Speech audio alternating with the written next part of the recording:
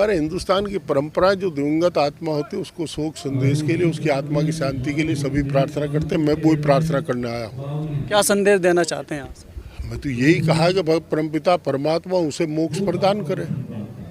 जो दोनों बिरादरी हैं उनको आप क्या कुछ कहना चाहेंगे, किस तरीके से भाई? उस संबंध में जो खाप चौधरी ने निर्णय लिया है और यहाँ के जो लोग निर्णय लेंगे उसे एक राय रहे, उस निर्णय को स्वीकार करें। मास्टर जी को लेकर क्या? हम लोग उनके साथ निर्णय के, हमने कहा न्याय होना चाहिए। राष्ट्रीय लोकदल ने जिसके साथ न्याय हुआ उसका हमेशा सहयोग किया।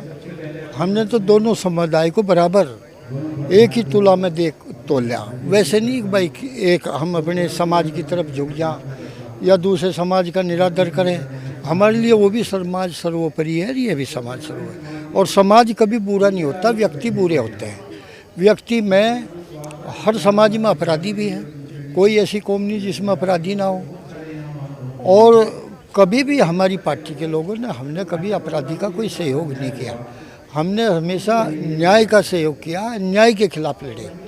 जो न्याय की बात की, अन्याय की बात कभी की ही नहीं। अगर कोई अन्याय करता है किसी भी समाज का हो तो हम तो राष्ट्रीय लोकदल के जो लोग हैं हमेशा उसका साथ देते हैं। समाज हमारे लिए ये नहीं है कि हमारे लिए मानवता जरूरी है। मास्टर जी जेल में हैं, उसको लेकर क्या कुछ आपके? मास्टर जी वास्तव में ये तो सच्ची घटना है कि मास्टर जी नहीं थे इस घटना में, और जब घटना में नहीं थे उन्हें न्याय मिलना चाहिए। जब मास्टर जी होते, भाई अपराध अगर मान लो मैं कर रहा तो मेरे बेटे की क्या गलती, मेरे बाप की क्या गलती? अपराधी को सजा मिले, न कि जिसने अपराध नहीं किया उससे सजा मिले। यह हमारे समाज का, कोई भी समाज हो, ट्रेडिशन हो गया कि निर्दोष का नाम पहले लिखवावें। अगर निर्दोष का नाम लिखने से प्रशासन मना करे और हम लोग भी इस पर थोड़ा ध्यान दें कि जिस आदमी ने दोष ना किया हो हम उसे दोषी बनावें।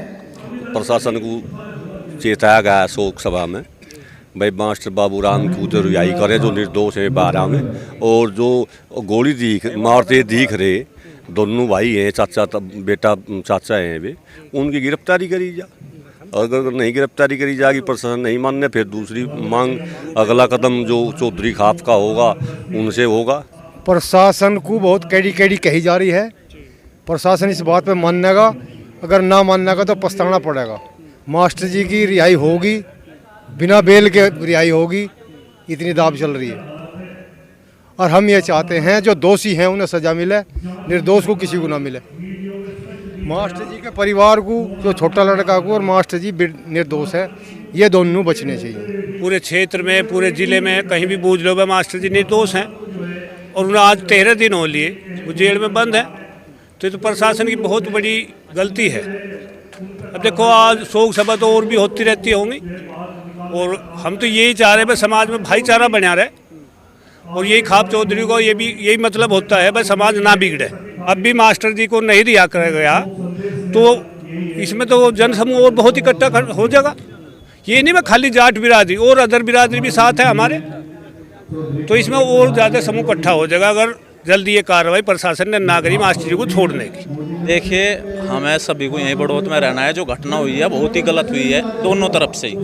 ठीक है, सामाजिक मुद्दा भी नहीं है ये, कुछ लोगों के द्वारा सामाजिक बना दिया गया।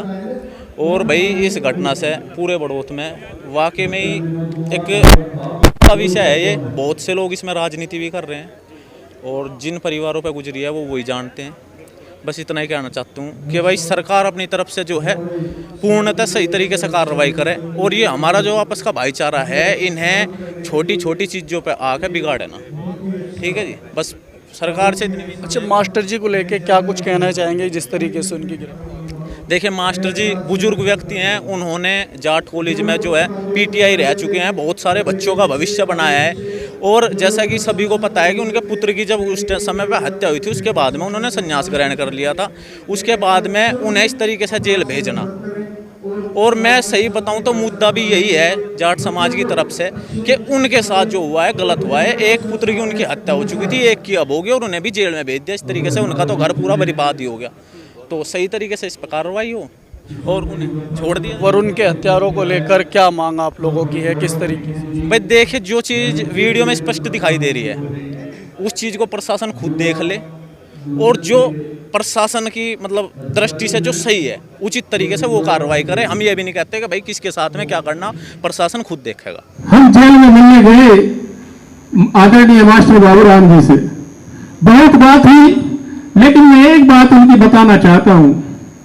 मैंने उनसे कहा मास्टर जी यहां पे जेल से तो निकलना ही पड़ेगा, आपकी हम बेल का प्रबंध करवाते हैं, आपकी जमानत का प्रबंध हम करवाते हैं। तो उन्होंने कहा राणा जी मैं कोई अपराध नहीं किया कि जो मैं बेल करवाऊं, मैं निर्दोष हूं, चाहे मुझे 10 साल काटने पड़े, 20 साल काटने पड़े, लेकिन मैं अपनी बेल नहीं करवाऊंगा। ये मैं उनकी बात आप लोगों को बताना चाहता हूं। और बात हुई, उन्होंने बताया मेरे पास एक सज्जन व्यक्ति का फोन आया, मास्टर आप यहां से चले जाएं, पुलिस आपको गिरफ्तार करेगी। उसने कहा भाई मैं तो निर्दोष हूं और गिरफ्तार करेगी तो कर लेगी। भाई एक कानून इनका है, लेकिन एक परमात्मा का भी विधान है, संविधान है, वहां भी तो न्याय की व्यवस्था है।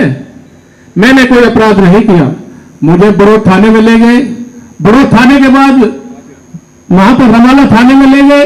उन जिस भी प्रशासनिक अधिकारियों ने जो भी उनसे बात की वे सब हमें उन्होंने बताई, लेकिन उन्होंने ये कहा अगर मैं इस अपराध में होता तो मैं स्वीकार करता कि मैं हूं, लेकिन मेरा इससे दूर दूर तक भी कोई मतलब नहीं है। मैं आप लोगों से कहना चाहता हूं, मेरे से पूर्व वक्ताओं ने भी ये बात कही, निर्दोष तो फंसना नहीं चाहिए और दोषी कोई भी हो, चाहे हमारी तरफ हो चाहे उस तरफ हो, दोषी बचना नहीं चाहिए।